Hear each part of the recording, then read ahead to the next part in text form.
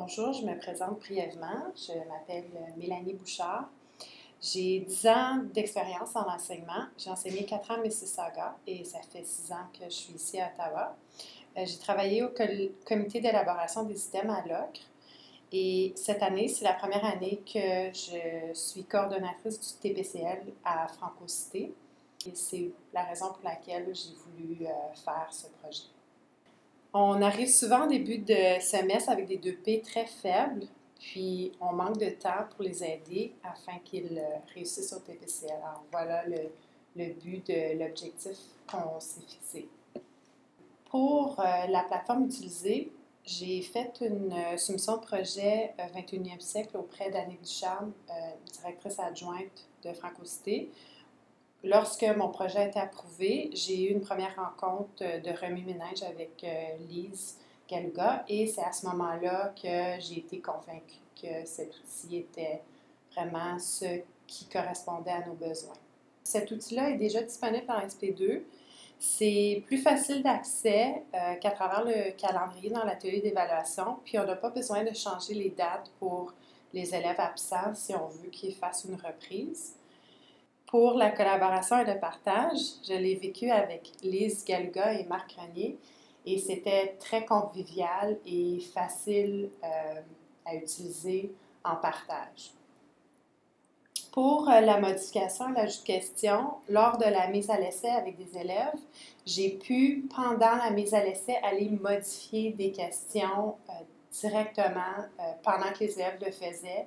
Comme ça, s'il y avait des élèves plus tard qui faisaient cette question-là, bien, elle était déjà modifiée. Alors, c'est vraiment un atout très important de l'outil. Pour le pointage, les niveaux de difficulté sont 1, 2 et 3 et ça s'additionne à la fin pour le total. Dans le cas des questions qu'on a créées ici, c'était seulement des choix multiples.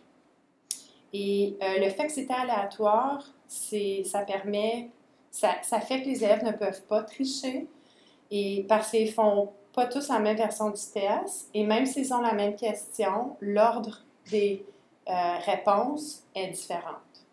J'ai choisi de faire des questions de résumé parce que ça ne fait pas partie des diagnostics du conseil, mais que ça reste un défi important pour les élèves. Le texte à éléments graphiques, c'est une des tâches qui est à la fin du cahier, donc c'est souvent moins bien réussi. Alors ça aussi, c'est ce pourquoi je voulais mettre l'emphase sur cette tâche-là. Dans la vidéo, observez le fait que les écrans sont différents d'élève en élève et que chaque élève peut sauvegarder à chaque question afin de suivre sa progression. Et même s'ils ont le même texte ou même la même question, l'ordre des réponses varie, ça empêche le plagiat. Lorsque l'enseignante se promène pendant l'évaluation diagnostique, on peut vraiment voir que ça varie d'écran en écran, d'élève en élève, et chaque élève peut y aller à son propre rythme. Sur cette photo, observez les petites disquettes. Elles indiquent la progression de l'élève. Donc, au fur et à mesure qu'il sauvegarde, il peut voir combien de questions il lui reste à faire. Ce qui est merveilleux de l'outil, c'est entre autres les données générées immédiatement. Le code de couleur aide à regrouper les élèves selon leurs notes pour les statistiques de l'utilisateur, comme vous pouvez observer ici. On peut aussi voir des statistiques par question. Donc, lorsqu'on veut revoir nos questions afin peut-être d'en rajouter qui ont été manquées, on peut consulter les statistiques par question. Et en général, encore là, le code de couleur est très convivial. Puis on peut